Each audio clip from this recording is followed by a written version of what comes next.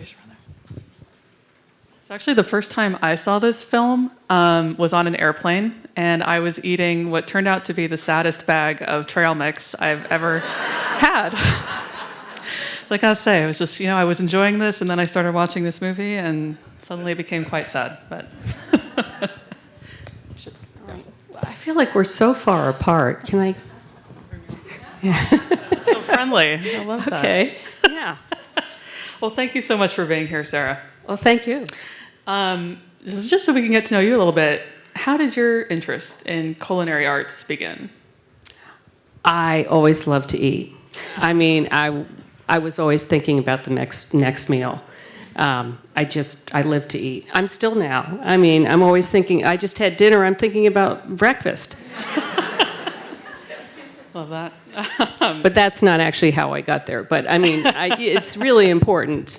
That is, I would think that would be an important factor in wanting to pursue your career. I was reflecting on when I first became aware of who Julia Child was, and I doubt our experience is the same. For me, she was the voice of a cartoon character in a movie about dinosaurs, and I thought, that's a very distinctive voice. Who is this Julia Child? So I have sort of a two-pronged question for you. When did you first become aware of who she was as a personality, and how did you come to work with her? Well, I don't know, I guess in high school, like everybody else. My mother was watching her, so I was aware of her. My mother was a great cook. We did dinner parties together, so I sort of focused on that.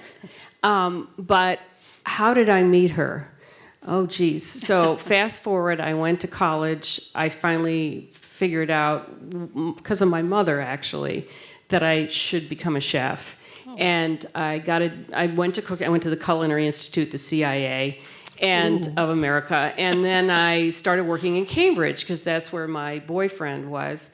And I had a job working as the chef manager of a catering operation called Carrison Row Caterers. And that woman, Pat Pratt, who was in that a lot, an older woman who was one of Julia's, perhaps her best friend, her daughter, Barrett Pratt, worked at Carrison Row Caterers. Okay. And one day, I hated catering. I liked restaurants, I hated catering. Making, cold poached salmon for $700 was not my idea of real cooking. But I needed it as a stepping stone to get a job at a restaurant that the chef, the owner, had. So anyway, we were peeling 1 million hard-boiled eggs for something. And we were talking about how Julia cooked her hard-boiled eggs, which was to not hard-boil them. Now, fast forward to now, the best way to cook a hard-boiled egg is to steam it, okay? 12 minutes, and then into ice water. But at any rate, what Julia did was bring the water up to a boil, throw in the eggs, cover it, take it off the heat, and then she cooked them way too long, I think 15 minutes, and then put them to ice water. Anyway, we don't need that, although that movie was great at bringing the food in, so I can't forget the food.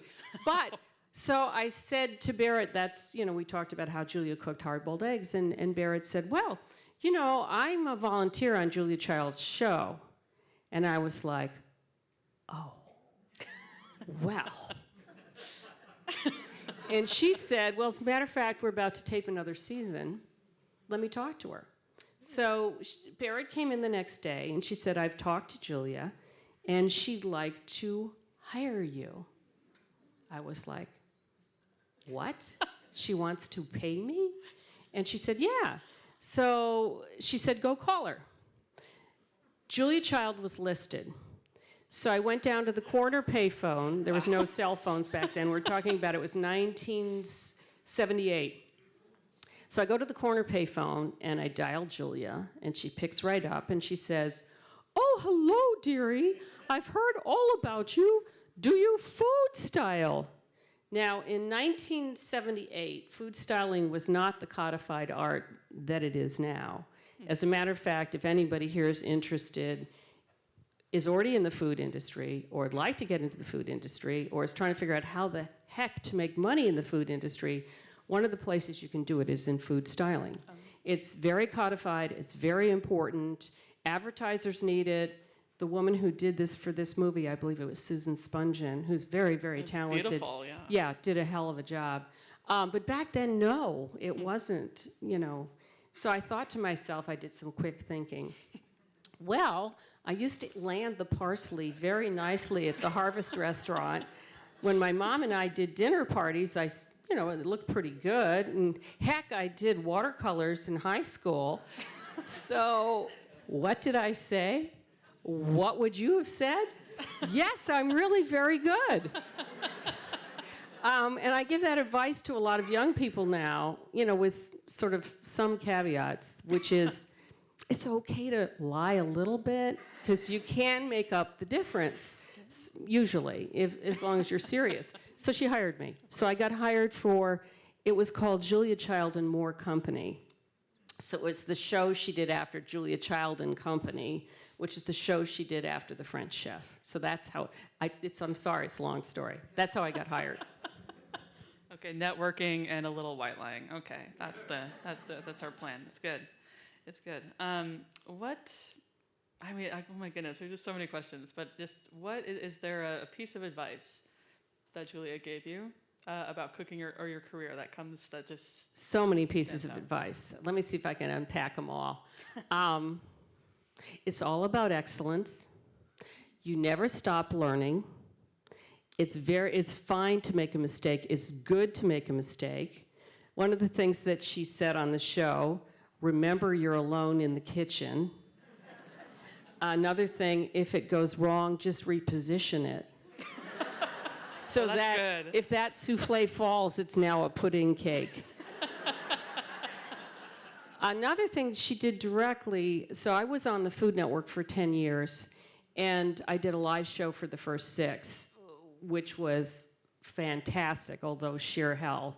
But shortly after I was on, a couple of months in, I'm the only person on the Food Network who probably learned on the job. I did get a media training, but it was marginal. And because I did a live show every night, I finally got better.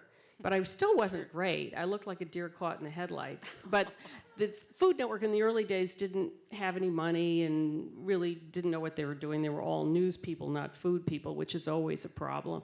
But at any rate, long story short, Julia came on, and I was a nervous wreck. Of course, because there's my icon on. And what do we make? Hard-boiled eggs. But at any rate, at the end of the show, the Food Network, who could have cared less about me at the time, although they then later did, and then of course they didn't again, but they brought in a photographer to take a picture of me and Julia because they realized this was a good opportunity.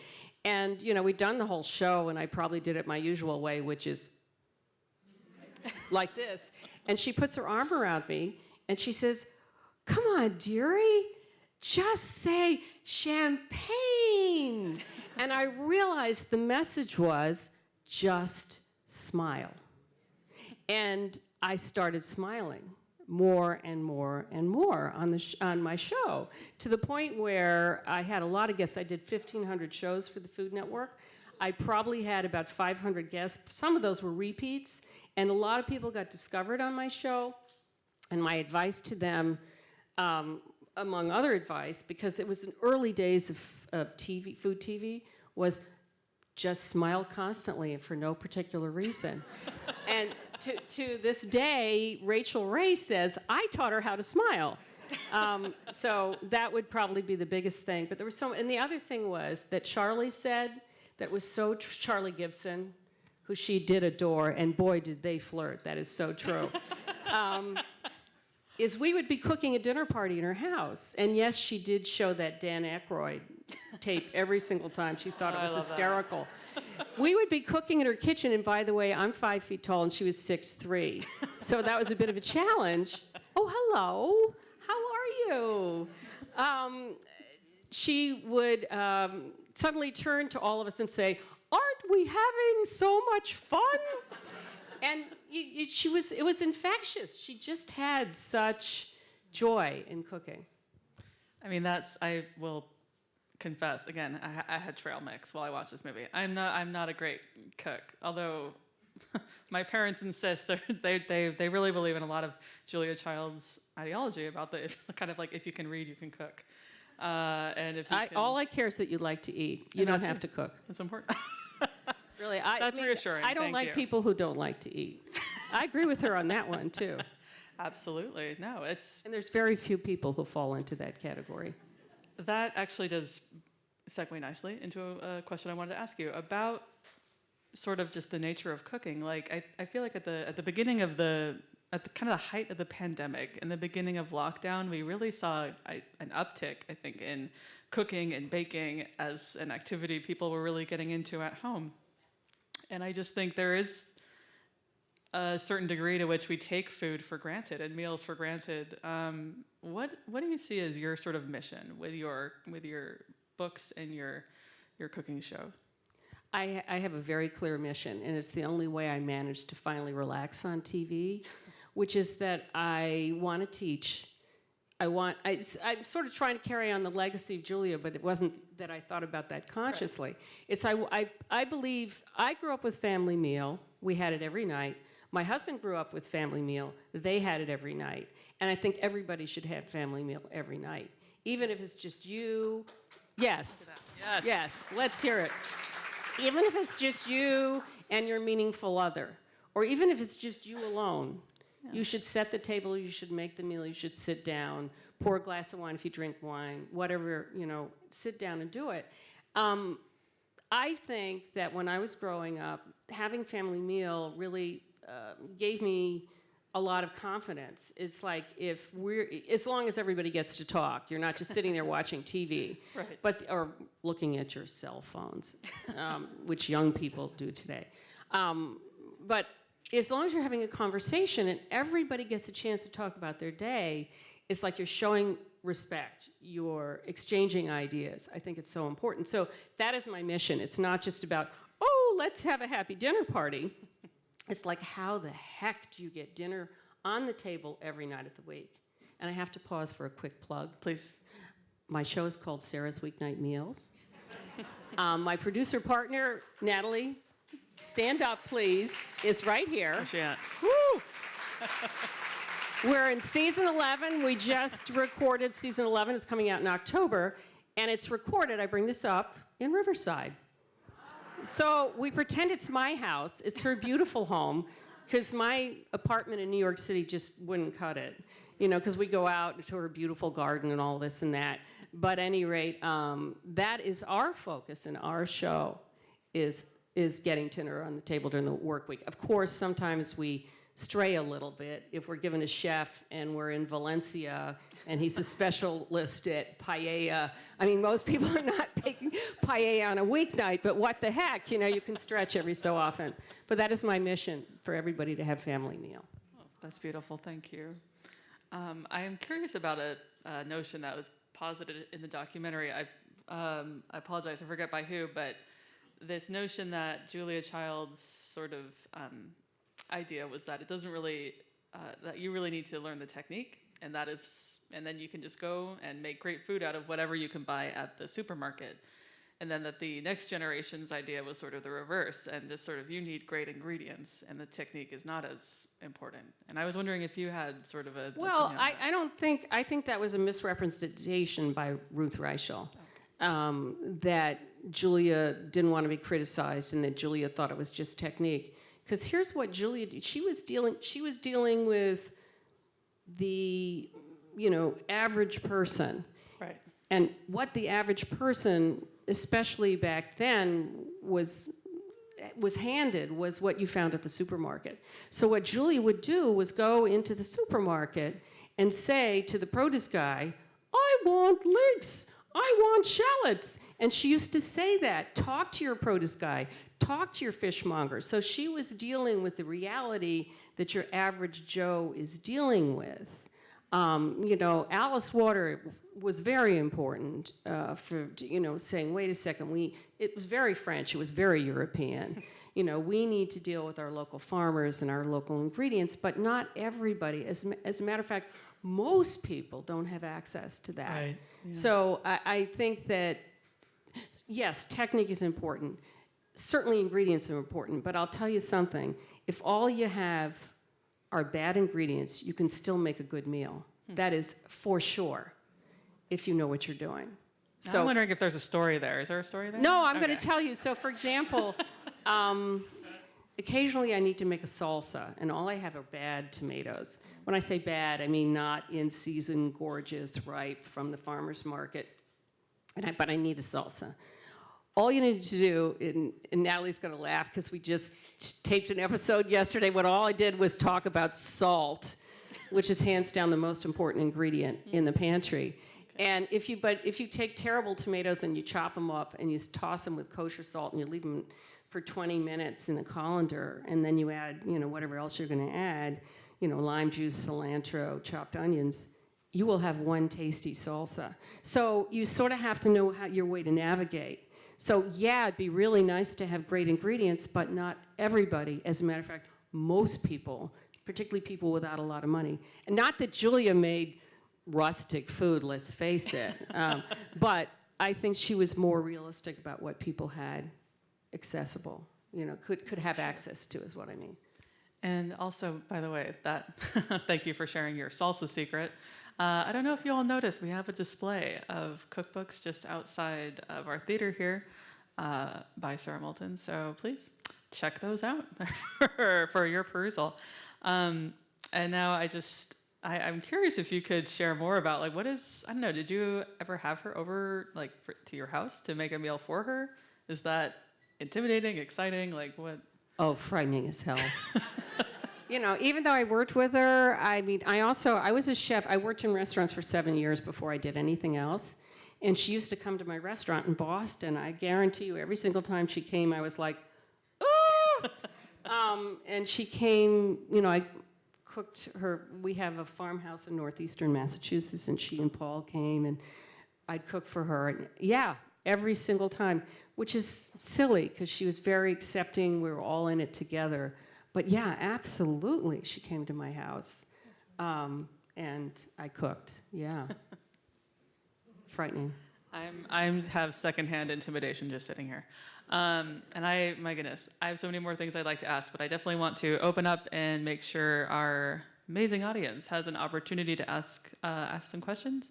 Got a couple of runners with mics, I think, set to go. Let me see your hands up. Oh, I see a hand up right here. Sarah, my wife and I love to cook, and aside from watching season 11, which starts in October, what advice would you give us? The meals we make are great, but they're repetitive, and we end up cooking a lot of the same thing over and over and over. How do we get out of that and try new things? It's, I get into the same rut all the time. We tend to make the same 10 dishes that just we feel comfortable with, and we bore ourselves, and then it's not so much fun cooking anymore. What I would recommend is finding some new cookbooks that you like, and perhaps some new cuisines that you haven't cooked but you think you might like, and get a book and try to cook as many recipes as you can. I did that many years ago. I was just really bored, and I thought, I love Indian cuisine, particularly vegetarian Indian, which is so exciting. And I just cooked my way through Madhur Jaffrey and Julie Sani. Those are older cookbook authors that aren't as current now, although they're still great. They're sort of like Marcella Hazan in the Italian category. But that's what I would do, because left up to my own devices, I'm always going to cook French. It's always going to have a sauce. Not that I don't like French or sauces, but I bore myself. So that's what I would do. Or, of course, I do radio on Milk Street Magazine. The recipes are international. I won't say they're easy. Some of them are. But a lot of them are more complicated, but with really unusual and fun ingredients and new techniques. So that's something else to do. That's the only way to get out of your rut. And believe me, I get in ruts all the time too. So you're still probably a great cook, but it's easier, to just do what you know. Thank you. Anybody else? Any other questions? Yes. Will you ever do a live cooking show again? I loved cooking live. If somebody would let me. I'll let you. But let me tell you what's really frightening about it, okay? So when I did Cooking Live, which was from 96 to 2002 on the Food Network, and then I did another show on the Food Network for 3-4 more years. That first one I loved. It was, for anybody who didn't know, it was a live call-in show. I mean, that's back when you had phones, regular phones, and people would call in and ask questions. It was an hour-long show. We initially did it Monday through Friday, but then that was exhausting. So we did it Monday through Thursday. And we actually got in Nick Malgeri, who's a pastry chef, to do Friday nights. Because I'm not really a pastry person. But so people would call in with questions from around the country. And we rapidly realized after the first week we needed to have a topic. Because if I was doing strawberries, because strawberries were in season, and somebody called up to ask about the best way to cook a hamburger, it was like a disconnect. So we had to direct the people to ask questions related to the topic. I absolutely loved it, but what was true about, so this is 96 to 2002. We weren't where we are now. It's a very exciting time to be cooking because we have so many more ingredients at our fingertips. When I first started working Gourmet in the mid-'80s, when we did a recipe with sesame oil, and we all know what I mean by sesame oil, there's actually a clear one that's flavorless, but we all know what I'm talking about when I say that. If I meant toasted sesame oil, we'd have to write toasted sesame oil with an asterisk next to it, and down there you'd say available at specialty food shops. Now you can find it in Christie's, along with all sorts of other exciting things. I mean, kimchi, you know, it's wild. But back then you couldn't. So the kind of questions I got, and I didn't know what the questions were going to be. So that was wild. I mean, it was real.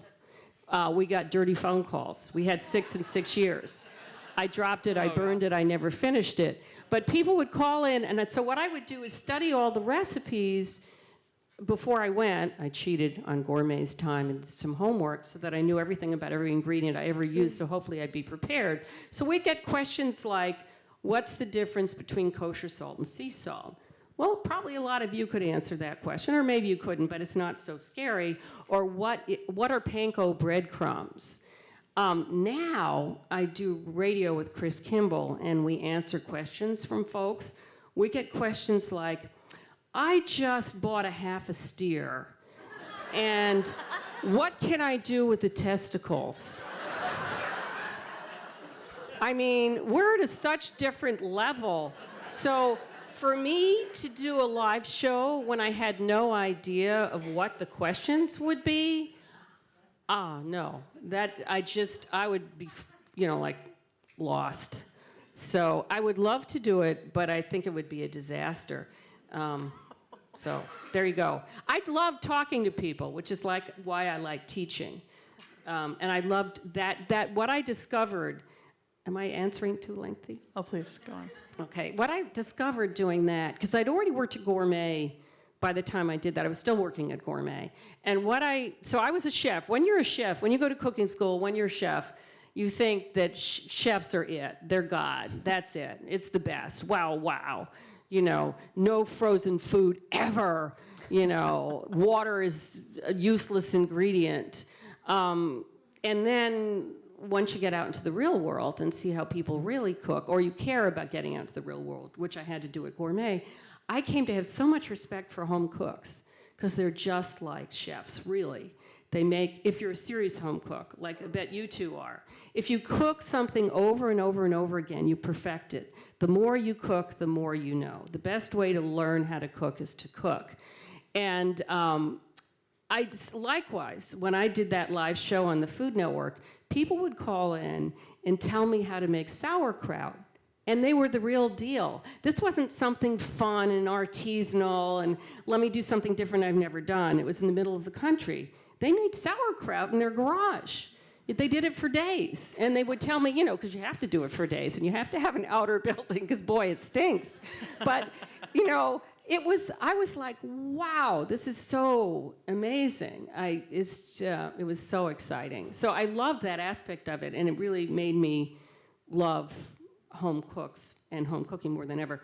What I discovered talking to people around the country was the people who cook the most, can the most, candy the most, dine the most are Southerners.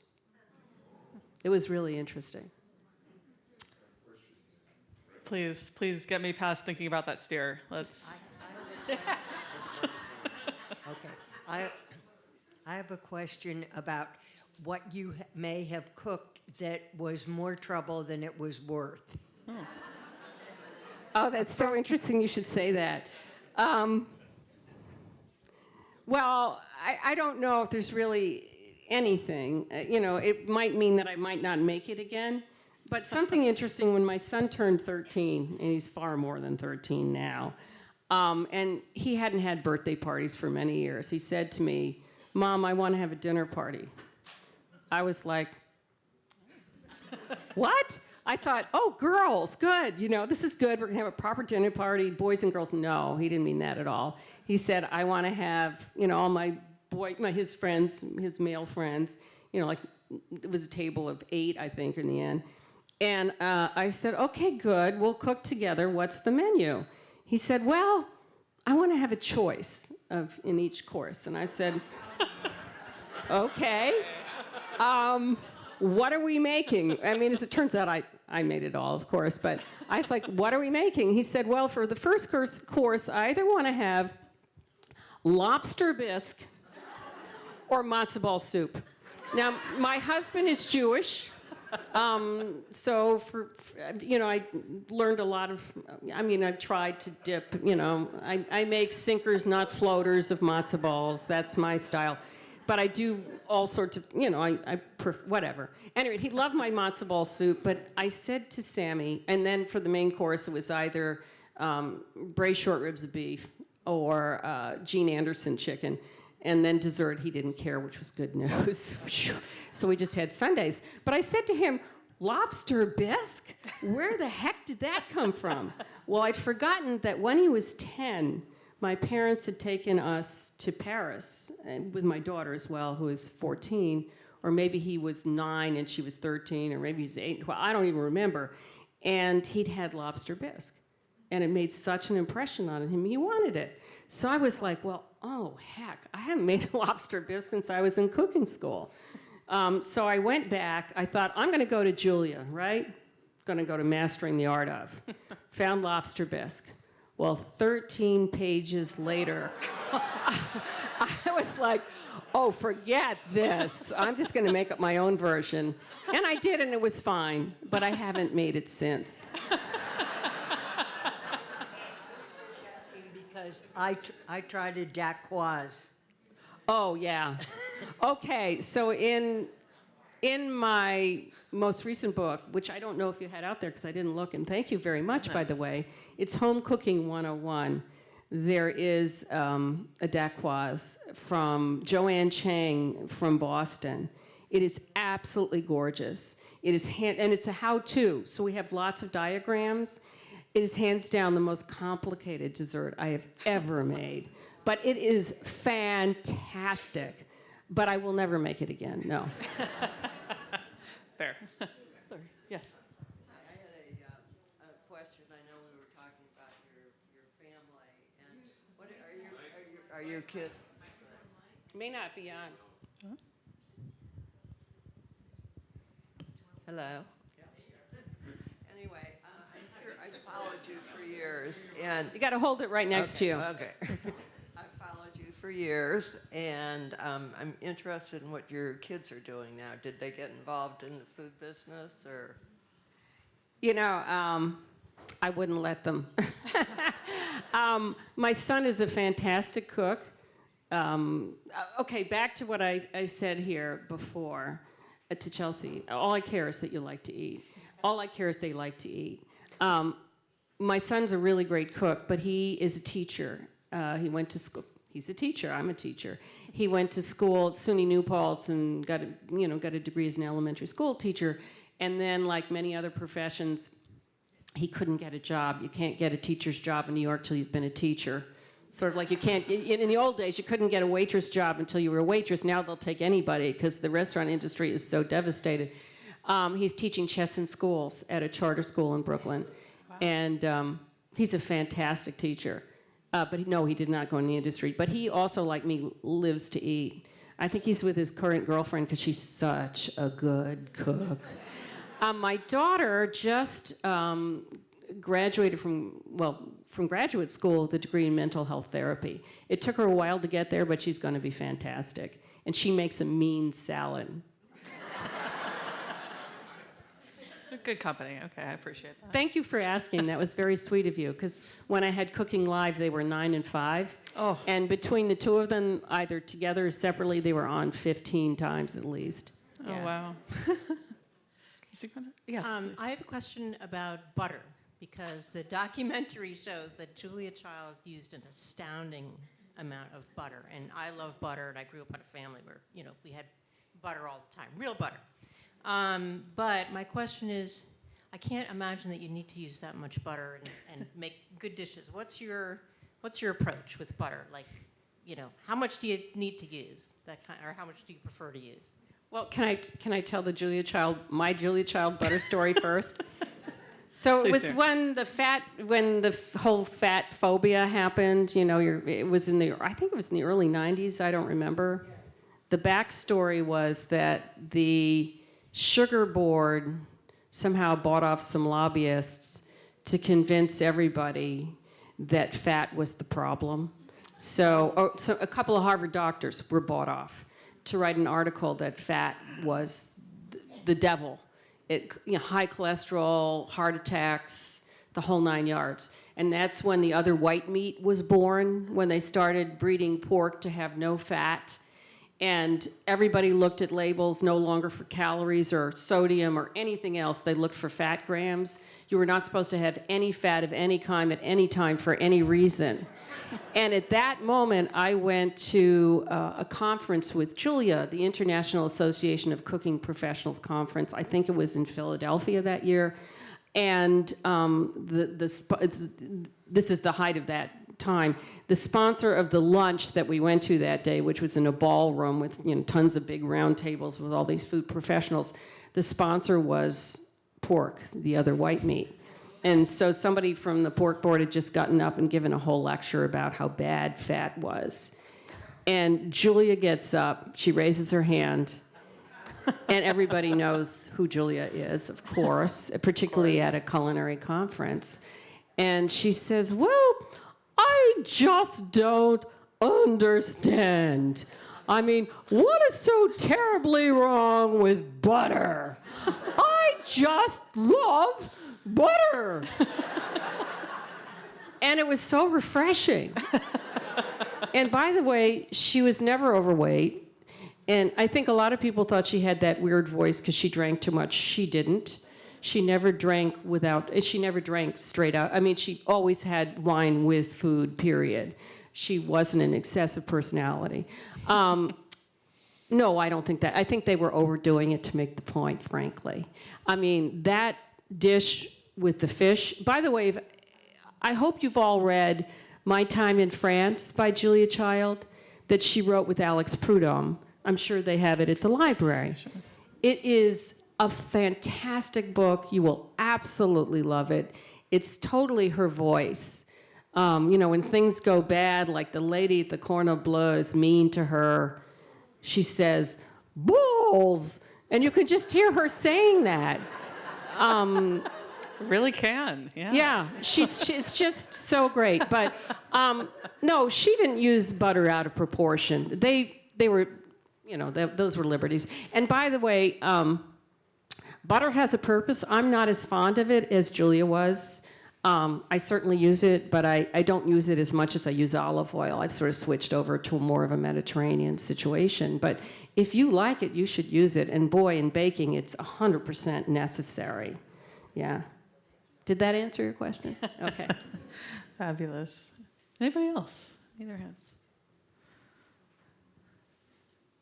I see, yes, sir. Thank you for being here. It's an enriching experience. What role do you play in the procurement of food and condiments per episode, if there is one? And how does the budget for an episode come about? Oh my God. Oh dear. How do we finance the show essentially, or how do we pay for everything? We have a team It gets tinier every single year. Here's what happens. Public television, I don't know if any of you have ever worked in public television. It's so interesting because I started in PBS with Julia behind the scenes, and then now here I am back at public television. You have to raise all the money up front, so you have to get sponsors. So you have to decide what the budget is that you need in order to do 10 episodes, 13 episodes, 20 episodes, what you're ever going to do. And then you have to get the money that will pay for it. And until you get the money, and not a second till you get the money, can you commit that it's going to happen. And public television has a very, very long lead time. So we have to tell them, what, like 6 months ahead of time, Natalie? Yeah. And then you have a brilliant producer partner who figures out the finances. But even so, it's really a stretch. So depending on how much money we get, it determines everything else. If we travel, if we don't travel, what kind of ingredients we get, what kind of shows we do. There's no one way to do it. And I know that didn't help at all, but it's just, are you thinking of doing a public television show?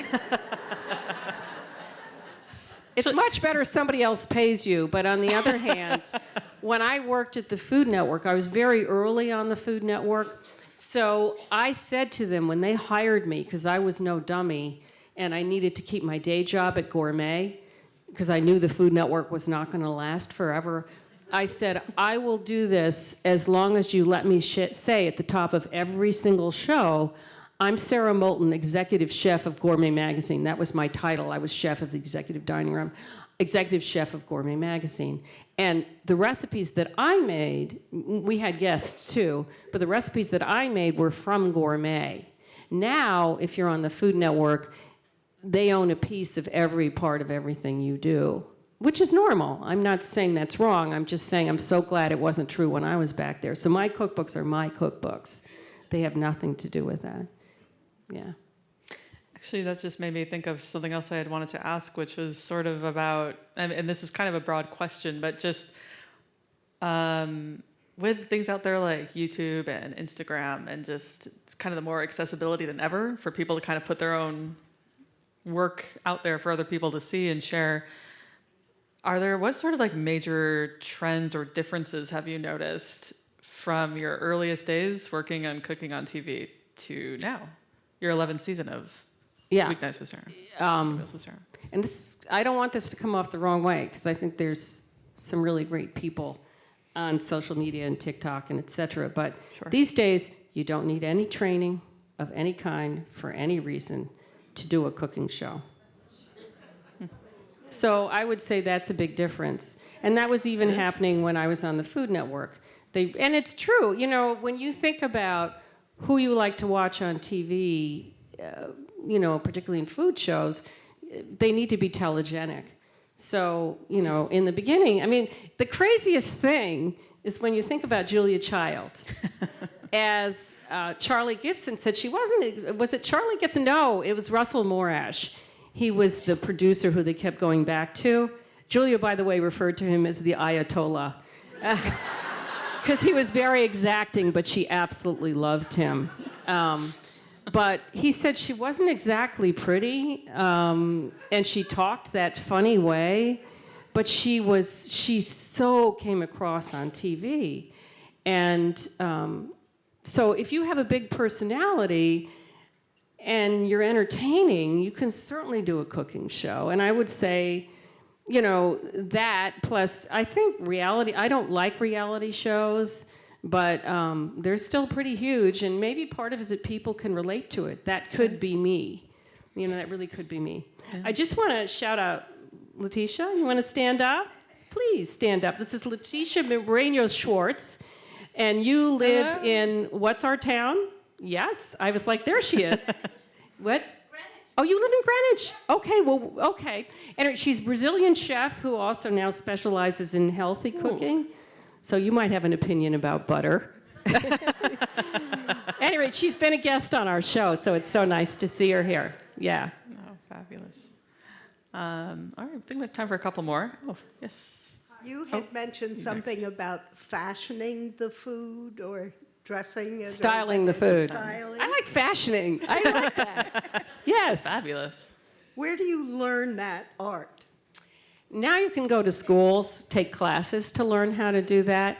Back when I started at Gourmet, when I started at Gourmet, which is in '84, you were just supposed to know. I mean, but it's a little bit like Julia.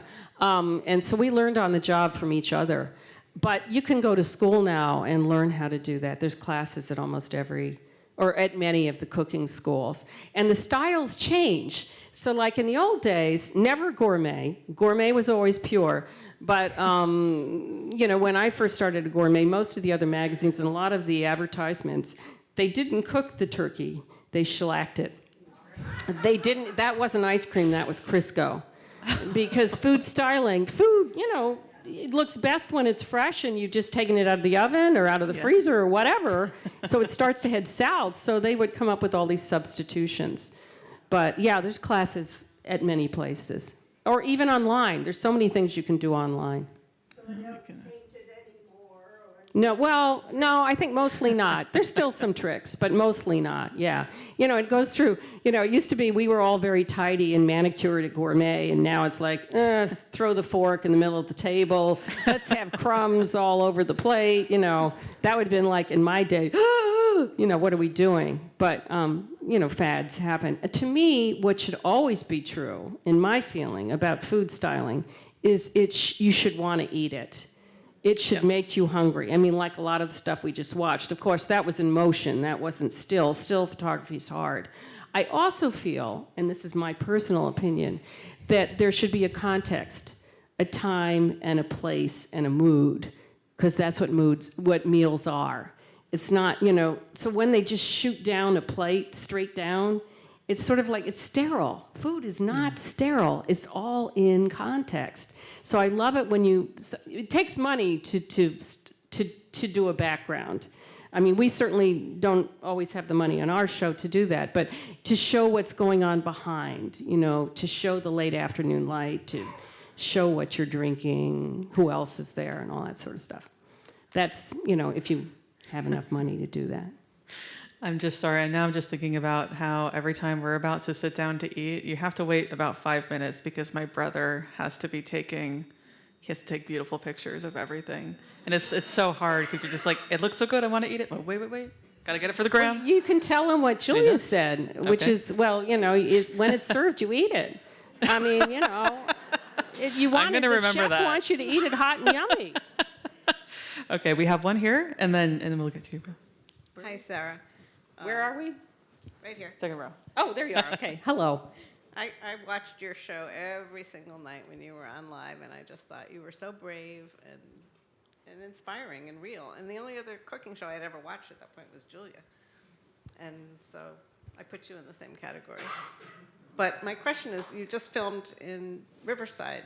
Do you source your produce or ingredients locally through the farmers markets or? Yeah, Natalie, do you want to say something about that? Well, we have a culinary producer. Thank you. We have a culinary producer who goes out, and she goes to the grocery store, I think. We give her a list, and sometimes, at this last time, we had trouble finding corn for some reason. And my husband, Matt, who I think is here, we were driving along, and we went by a gardening store. Which one is it? I couldn't remember. Anyway, I can't remember which one. Anyway, I went by. They had a picture of corn, and I got some corn there. But normally, I think she just goes to the grocery store. Yeah. Right? Yeah, again, it's about budget. We all need to support our farmers markets, but they are also very expensive. And you can't count on, they're not open every day of the week. I'm sorry, I'm looking at the wrong person there. So, yeah. Well, that's great. And, that's how we should all shop. Yeah.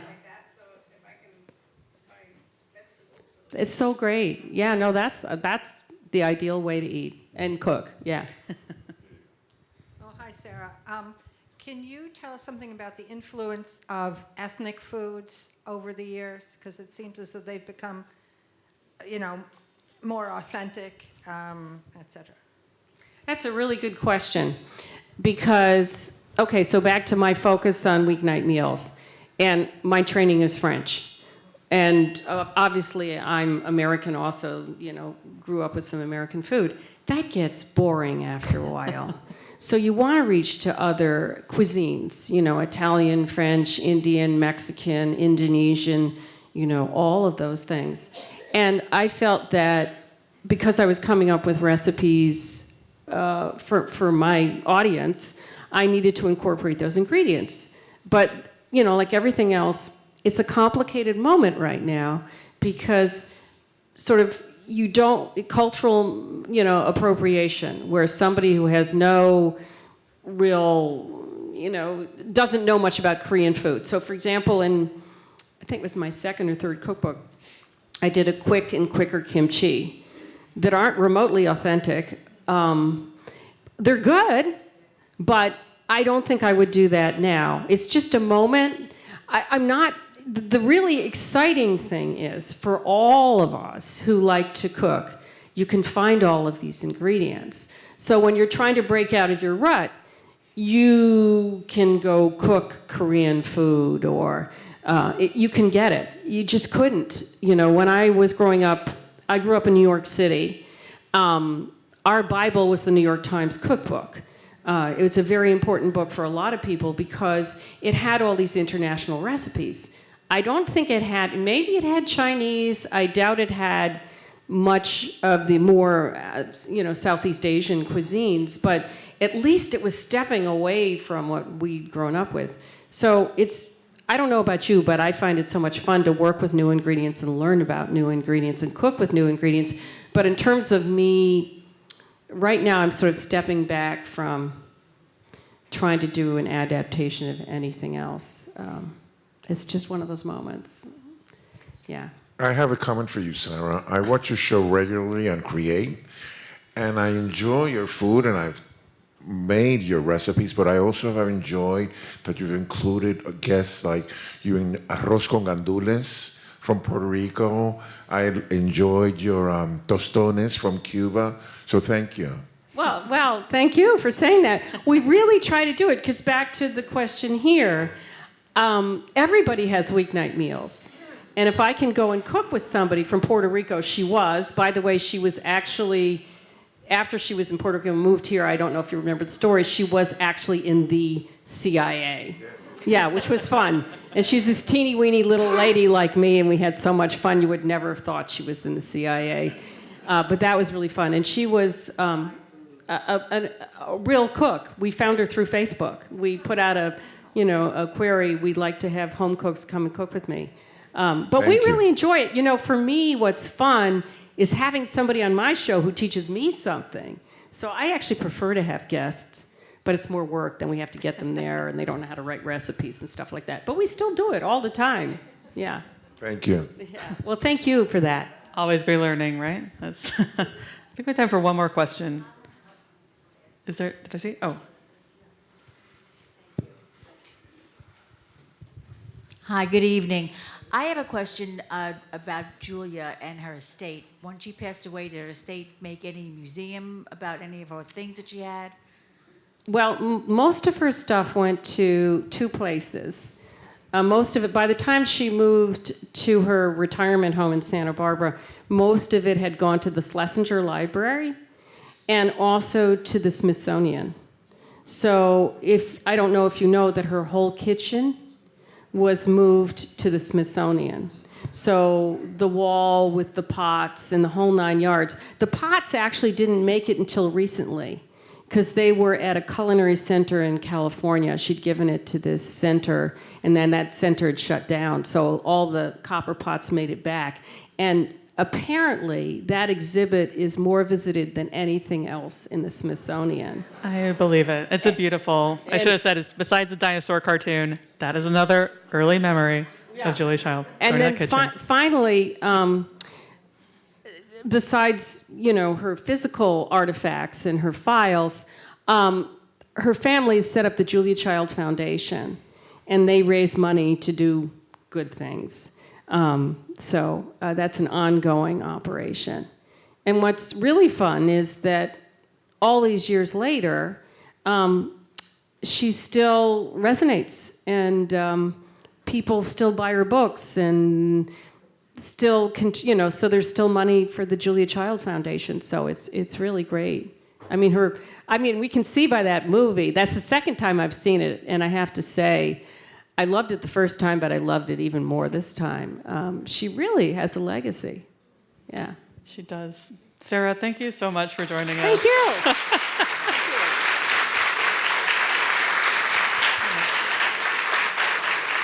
I was gonna go home and make some frozen mac and cheese, but I'm gonna reconsider that. 12-minute hard-boiled egg. Thank you, everybody, so much for coming, and I hope to see you again soon. Thank you. Thank you for inviting me.